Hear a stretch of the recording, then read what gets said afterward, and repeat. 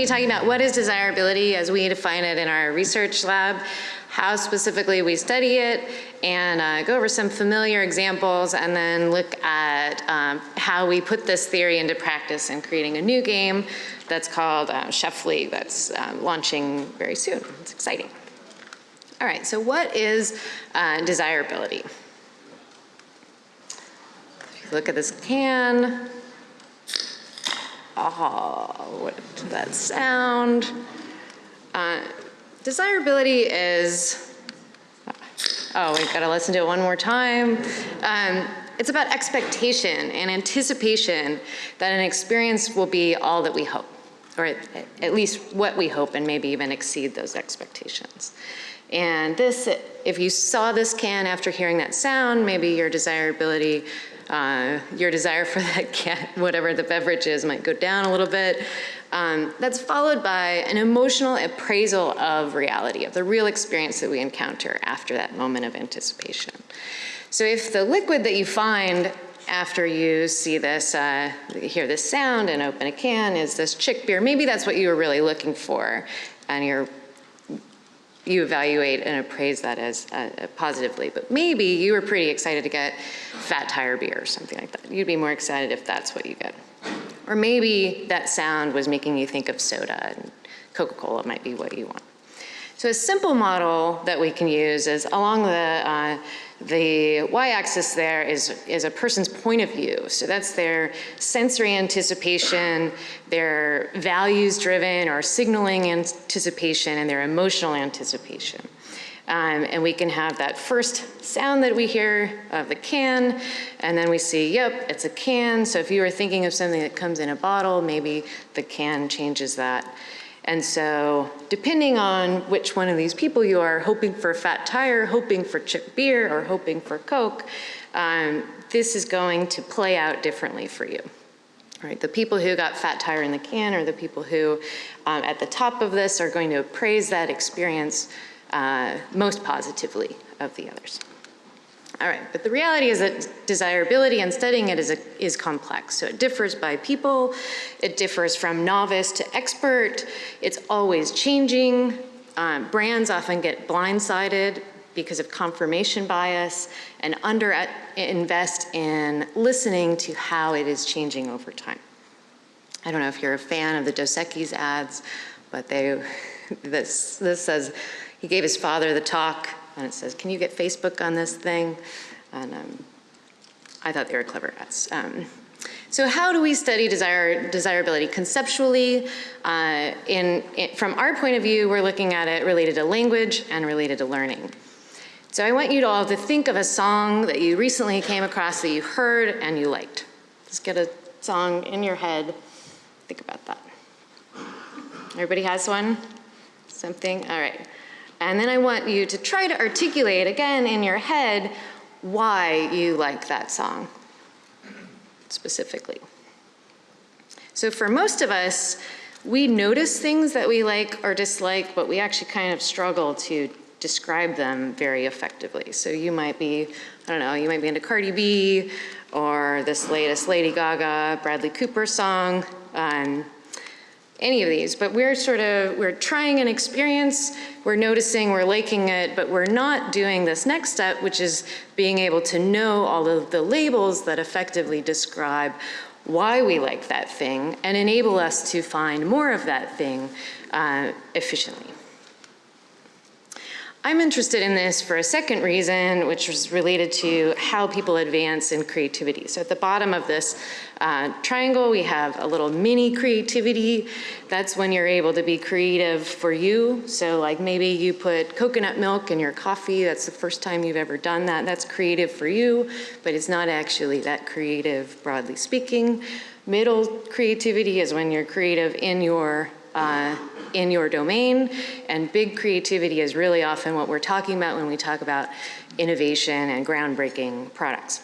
I'm really interested in empowering more people to get to big C, but it really starts with empowering them to get to little c, and that's related to whether they ever develop that language to categorize and find experiences that they might enjoy.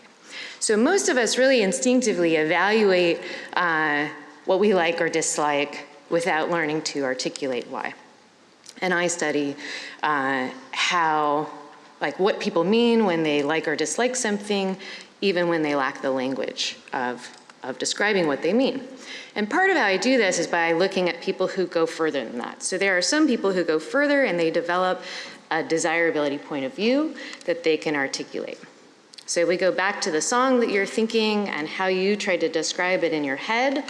This is what experts use to describe whether they like or dislike a song. A specific type of expert. This is like a sensory evaluation type of expert. So they can analyze in their minds the tempo, the tertiary time signature, and a lot of other things that most of us lack the language to even really differentiate our experiences based on that. So this is more what that full cycle looks like. So up in the blue corner, you have noticing the songs you like or dislike, and then learning the labels to describe why you like or dislike them. And then getting to the point where you have clear criteria to structure those experiences, getting feedback. This is where products come in. Do products allow you to get that kind of feedback or not on your successes and failures and trying to find new music that you like? Learning to get to the point where you can critique effectively music that you don't like, and learning to get a differentiated point of view. That point of view helps you more efficiently find new things. So some of the benefits of being able to have this full cycle are that you are faster at analysis, you're faster at search, you can be more experimental, possibly even more creative. You spend less time sorting through experiences that you really aren't going to like. And you also, because you can articulate your voice is heard more by designers. So you are more of a participant in the design of the things that you might later enjoy. All right, this applies to a wide range of fields. Some of you might know this scene from The Devil Wears Prada. I don't know if we have, people have seen, and so she's looking at these two turquoise belts, and she says, oh, they're so different, and she's making a joke. She thinks they look exactly the same. And then she gets schooled by Miranda Kerr, who is the Anna Wintour character in this movie. But anyway, I'm not going to go into it today, but you can apply this across a wide range of fields, beyond flavor, beyond music, beyond games, many different types of products. And I'm happy to answer questions about those later if you have them. So next, how do we study desirability practically speaking? So we've gone over what it is, conceptually how we think about it, but how do we do it? So we start by analyzing qualitative and quantitative reviews of experiences. We start with small data sets and then we build much larger data sets. We distinguish experts from novices, and so we look at sort of where they are on that circle that I just showed you. We turn distinct patterns. Once we have distinct patterns, we turn them into algorithms that we can run and eventually create little simulations, sort of AI that can make choices in our system. I'll explain this a little bit more in a moment. And then we also develop ways for us to continue listening so that we can avoid the trap of confirmation bias. And then most importantly, and this is a thing that I hope you'll take away from this talk, we also try to build into these products ways to help users develop their own ability to articulate and understand their point of view, because that also makes them better at signaling how we could improve products for them. So we're also, in this case, not just researchers. So the game Chef League that's coming out, this gives you a little overview of what it is. Hit it! That's what I'm talking about. Wait! Okay, now, from the beginning. Hit it, boys.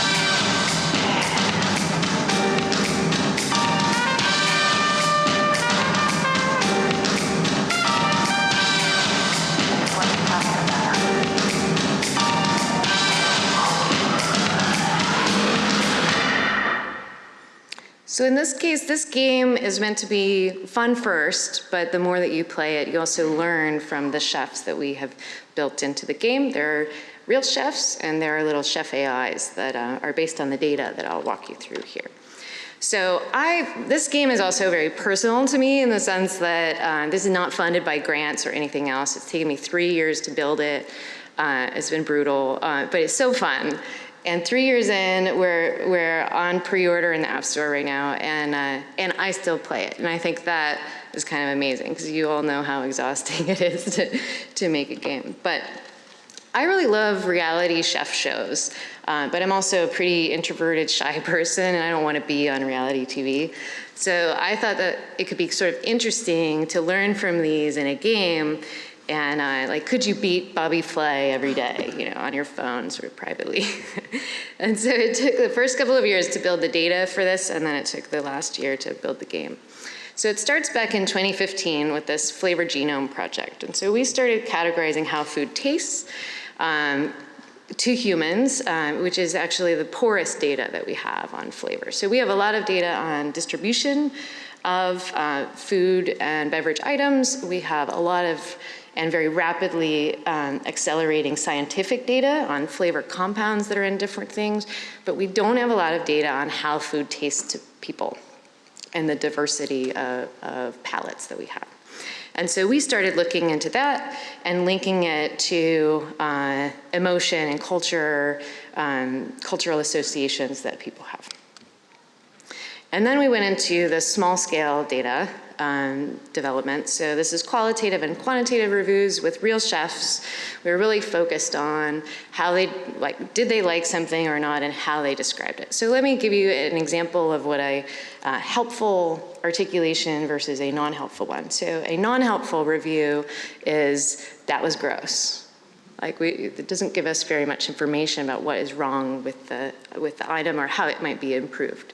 A helpful review is that this is bland, it needs salt, and experts know that salt can come in the form of salt, but it can also come in functionally, it can come in the form of feta cheese or something that is salty and brings other properties to the item, right? So that's what we're talking about when we talk about the difference of someone who has this language versus doesn't have this language. And then we move to much bigger data sets. So at this stage, we're looking at about 1.5 million different reviews from real chefs of real recipes.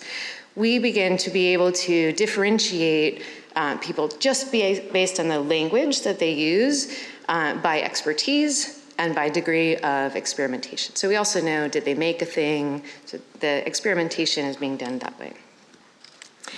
So this is an example of an expert palate versus a novice palate that we were able to ascertain from the data. So we can then build, as I said before, we can turn this into algorithms, and we can begin to move through new recipes with these algorithms and go back and forth between real chefs and this data to see how that matches up. So there was a show, it's not on the air anymore, it's called The Taste. It had Anthony Bourdain, bless him, Nigella Lawson, Ludo, and it's had some other celebrity guest chefs. So we analyzed the history of that show. The show is really focused on one bite of food, and then they're blind to who made it, and they talk about it. And they give it an evaluation of this person moves forward or not. And so we looked at the raw data for each of these, and then we could also simplify that eventually to see that there are distinct patterns in how these chefs are voting on this reality show. And because this show is blind to the personality of who made the food, it's particularly interesting from an analysis point of view. We did a bunch of other experiments. We looked at chefs primarily in the Boston area and learned how they think through flavors, and particularly how they invent new dishes and what that process looks like, so that we could modify our AI chefs in this game. And we've collaborated with MIT and Harvard on some different things. This delightfully paired feelings for dinner was looking at, this was an emotional menu. There was no food or beverage item listed on the menu. The menu items were things like a slap in the face, and then that got interpreted by the chef and the sommelier team And then we built the first version of our software, and we hosted a dinner where it was sommeliers versus software for pairing foods and beverages, and then the audience decided what they liked better. And the software did pretty well. It did about equal to the sommeliers, which was better than we had hoped at this point. So this is an example of what that early software looked like. You could go through it and you could look up any food, any beverage, and it would tell you like critical factors related to it, and it would also tell you what chefs think this goes best with. This was interesting. It was interesting for a very nerdy person like me, but I don't really think it's a product that other people really wanted. So we hadn't yet turned this into a game, but it was a critical step along the way. So then we got to the point where we could turn these algorithms into AI chefs that could make choices. So we could, with a new recipe data set, we could see how Nigella Lawson would likely vote on new items that would come up, and we could differentiate across these three. And then the next step was, in terms of making it into a game, is how can we make you versus Nigella or one of our other 6 AI chefs possible? And then that comes back to our language question. How can we build this game in a way that capacitates you to get savvier about the language that you use? And so, takeaways from this before we open it up to question, in the products that you're building, thinking about how you might model the sensory expectations, the emotional expectations, and the signaling expectations of your users and the key moments over time, and see what that path might look like. And how might you add feedback loops, particularly if I go all the way back here to this diagram. Where along this circle might you be able to add feedback loops that would capacitate your users to not only get smarter for their own benefit, but also to communicate more effectively with you about how you might improve your products? Thank you.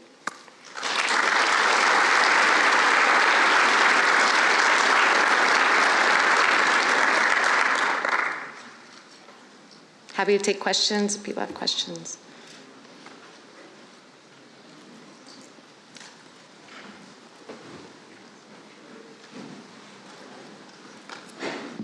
Yes. Could you maybe describe the overall thesis and kind of premises of the Desirability Lab, and like what the main kind of like mandate and thesis is? Sure. So that's a big question. We are primarily about education. Like when I showed this diagram here, like this is a big part of who we are as a lab. I do a lot of work with companies for products, and then it's not always about education. But first and foremost in my lab, I'm looking at how do we empower our students to move up this, this diagram to become really effective creators from their point of view. And surprisingly, one of the things that shocks me the most about Harvard students, they're super smart, that's not surprising, but many of them haven't, they're really good at following the rules, but they haven't done a lot of the work of developing their own point of view that they're going to design from. And so that's the thing that I personally care the most about, and that my lab has embedded in everything that we do.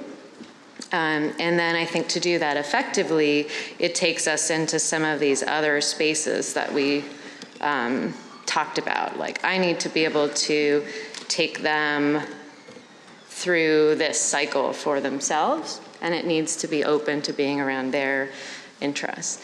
I also, from a broader market thesis point of view, I think people are going to get a little bit tired of products that are sort of addictive and not designed in their best interest. And call me an optimist, but I think that they will really appreciate products that are also designed to help them develop their own point of view and become smarter in different ways. And I'm really interested in experimenting in that. I could be totally wrong. But that's the experiment I want to do. I hope that answers your question. Yeah. Oh, yeah, hi. One of the things that your talk made me think about, and like one of the really important things as a game designer, is getting user feedback, doing playtesting, things like that. And I think one of the biggest challenges there is getting good feedback, because oftentimes people don't know what they want. And so that's what this sounds exactly like, but it also sounds like this is something that's kind of built up over time and working with someone over a large period. So if you do just have like an afternoon with someone or even a couple hours, do you have any kind of methods for getting that better feedback and getting them kind of up to speed on the language quickly?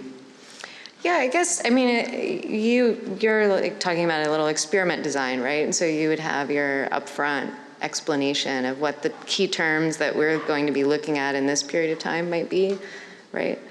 Yeah, or just, you put your game in front of them and you say like, what's your favorite part? Or like, it's hard for them to kind of answer that because they don't really know necessarily what goes into making a game. They might just say, I don't know, I like Halo, make it more like Halo, when, that's not exactly what you're going for.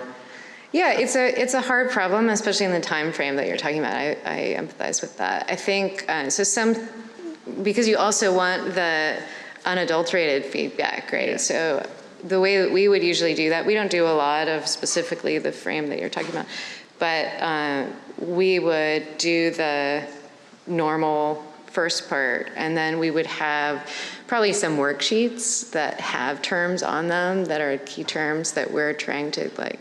So you're saying you want it to be like Halo, but like which of these terms would really is what you mean? And I think people would be pretty good at that. It does mean more work for your team to set that up, but you're also you'll get more valuable data from it.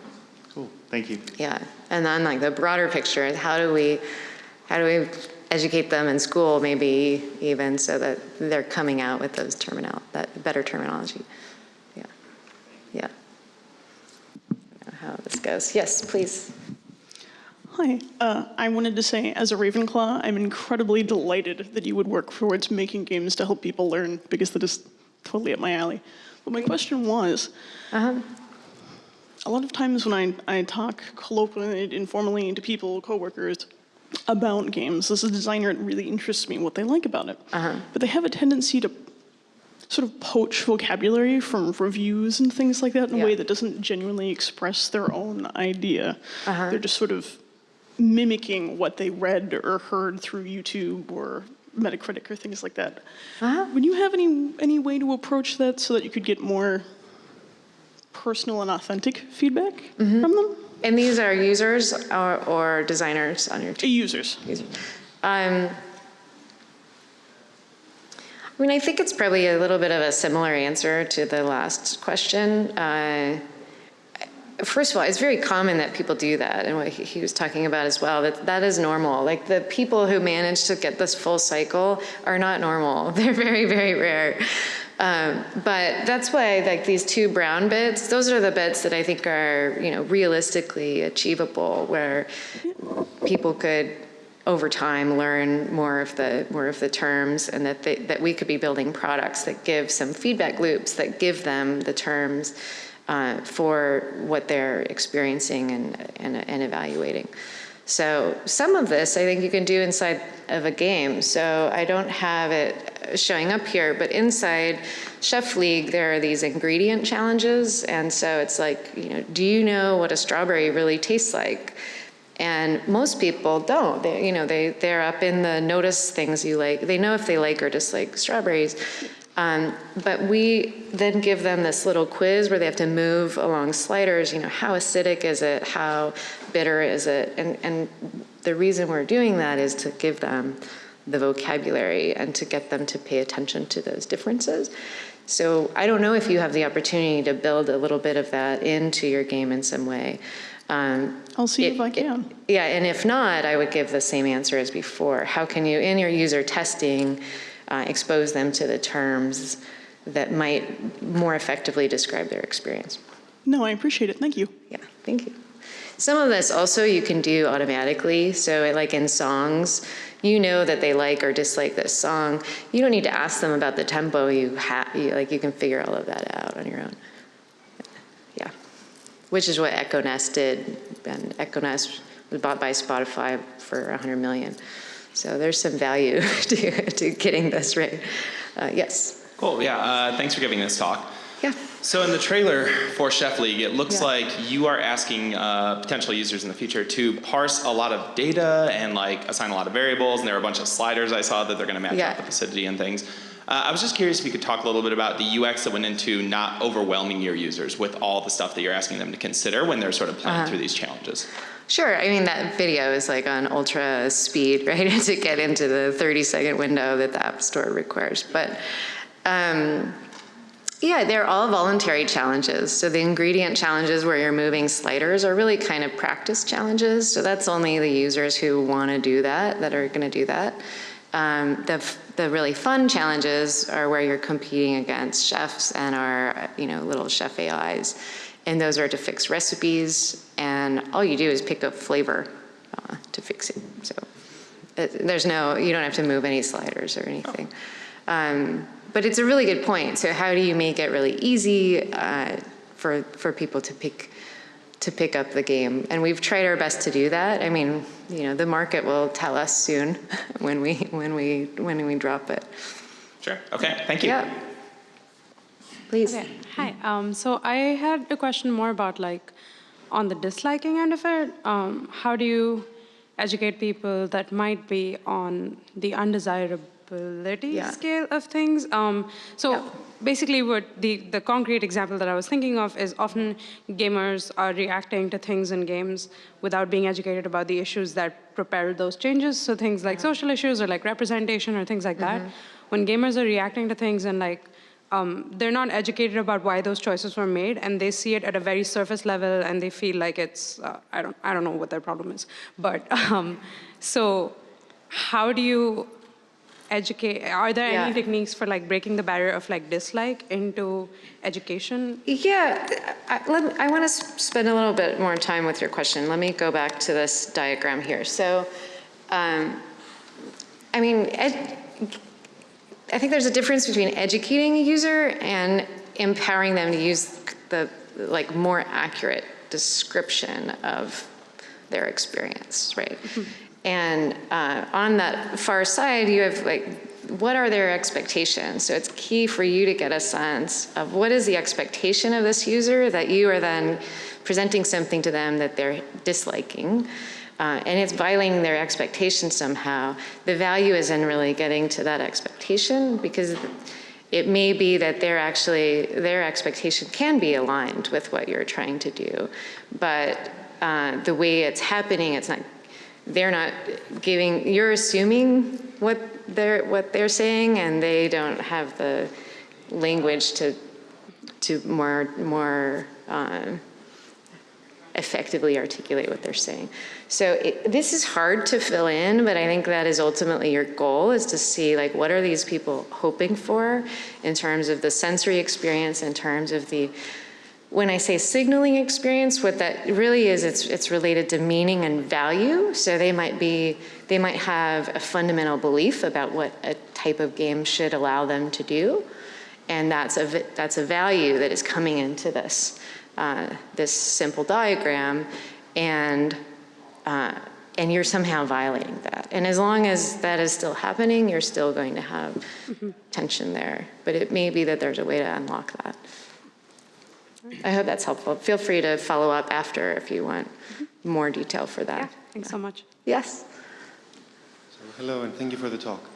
I wanted to ask a little bit about your method of validating the quality of the software you've built. So presumably you'll give it to some people before release. You'll try to figure out if this is going to satisfy them to a certain extent. What is your approach to testing if what you have is, good? Sure. So, it's an indie project, so we are a little bit limited in what we're doing. But we first tested with friends and family, and then we have, QA remote testers that we sorted out a lot of bugs with, and then we've done load testing. And then we've come back to, mechanics testing at this stage. I'm talking more about not the bugs side of it, but the satisfaction side of it. So you mentioned how difficult it is to get the truth out of people. Yeah. So somebody says, did you have fun with this app, or did you like this game? They're like, yeah. Yeah, I mean, we can see whether they continue to play it. I think that's a meaningful one. I don't know. I mean, I don't think I'm going to surprise you with my answer here. We're doing our best to do what you all try to do. I explicitly send them a little simple survey after they test it on like, is it fun? Would you play it again? Would you recommend it to others? And then I look at, do they continue to play on their own when we're not, looking over their shoulder, or they're not expecting a survey. People have been pretty brutally honest. So like, at least so far, because I also say to them, like, I want to fail now. So I want you to be as brutally honest as you can now. Like, that's the biggest favor you can do for me right now. So, and then we'll see. I don't know. There isn't really a game that's quite like this on the App Store. There are cooking games, and they're like animated. They're often managing a kitchen kind of games. And then there's the Food Network. And so, I don't think this game is going to be for everybody, but I think there are probably a few other people out there who want this, and we will see. And even if they don't, I'll keep playing it. Be an expensive game for one. Thank you. Yes. I think we're getting cut off, yeah. What I call dip. Yep. Okay, thanks. If people have more questions, I'll just be outside. Thank you.